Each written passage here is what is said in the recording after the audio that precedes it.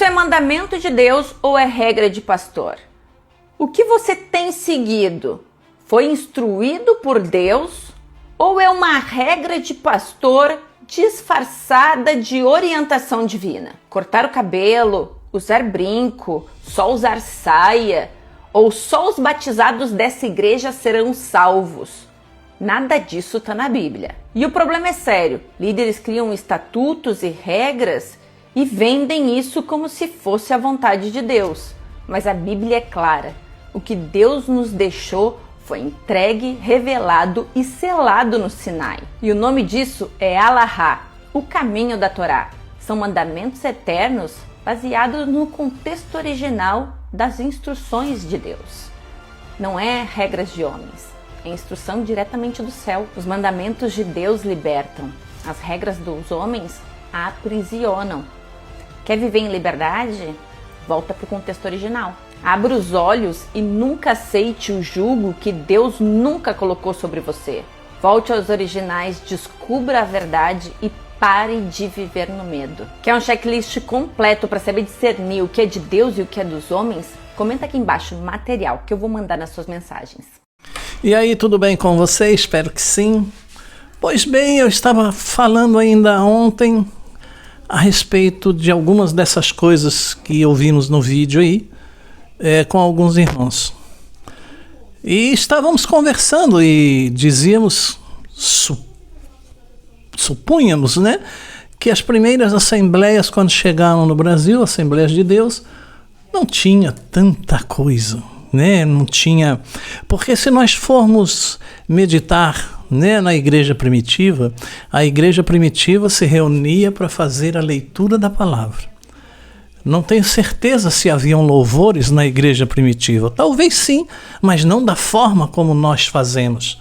Não havia o grupo de louvor, não havia a abertura de um culto, não havia abra sua Bíblia no livro tal, não havia nada disso, porque eram pergaminhos, e quem tinha os pergaminhos eram os discípulos, eram os apóstolos, e eles faziam a leitura daquela palavra, e onde eles se reuniam geralmente era uma casa. Mas então veio a igreja, e eu creio que as primeiras igrejas, como nós estávamos conversando, não tinha tantas regras, não tinham principalmente esses estatutos que na verdade aprisionam, como por exemplo, olha, você não pode usar batom, porque quem usa batom é Jezabel. Você não pode usar brinco, porque você vai para o inferno.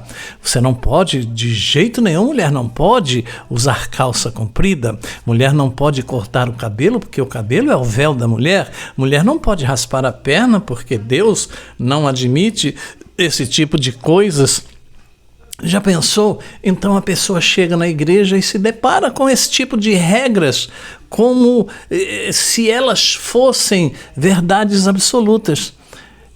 As igrejas passam algumas coisas como se essas coisas estivessem na palavra, como se essas coisas fossem regras feitas por Deus, quando na verdade são regras feitas por homens em estatutos de igrejas. Por exemplo, já vi igreja que ninguém pode ter bigode, não pode ter barba comprida, homem não pode deixar o cabelo crescer um pouco. Peraí, Jesus disse que ele veio para que tivéssemos vida e vida em abundância, mas isso não é ter vida. Quando você tem uma vida cerceada, quando você tem uma vida em que as denominações, os estatutos querem controlar a sua vida e até a sua vida particular, isto não é liberdade, isto é prisão. Como algumas igrejas querem controlar o que você faz fora das igrejas. As igrejas querem controlar a sua casa. O pastor vai na sua casa olhar o que tem dentro da sua casa. Se tem imagem, se tem isso, se tem aquilo, se você tem aparelho de som, que televisão você tem, o que você assiste. Peraí. Você foi chamado para ser livre. e não para ser escravo de estatutos. Olha, se você não cumprir com isso ou aquilo, você é ladrão, você vai para o inferno, você isso, você aquilo, e as pessoas acreditam em devoradores vindo pela tomada, e eu já acreditei nisso. Dizimava por medo. Por medo. Porque se você não dizimar, você tenha cuidado, porque o devorador vai pela tomada e vai queimar os seus eletrodomésticos. Depois não vem aqui chorar dizendo que eu não avisei quando queimar a sua geladeira, queimar o seu freezer, queimar não sei o quê, queimar a sua televisão. Gente, peraí. Você, mais uma vez, foi chamado para ser livre e não para ser escravo. Então, ao longo dos anos, as igrejas foram criando estatutos e mais estatutos. Só pode pregar de paletó e gravata. A irmã só é irmã se ela usa vestidão longo.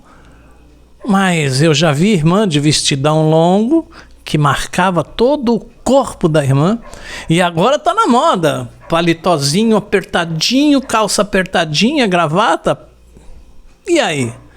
E aí ninguém fala nada, e aí ninguém diz nada, e aí ninguém fica indignado, e aí ninguém vai para o inferno mais.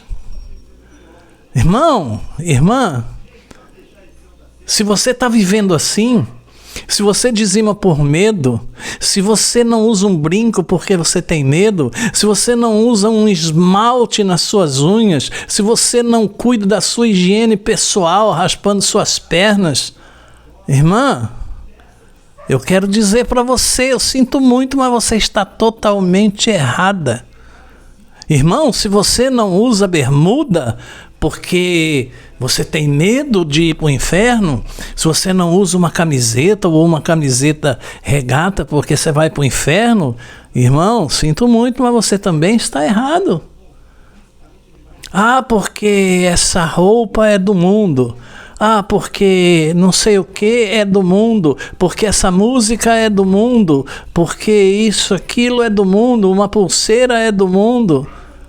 Ué, e você vive onde? Em Nárnia? Júpiter? Marte?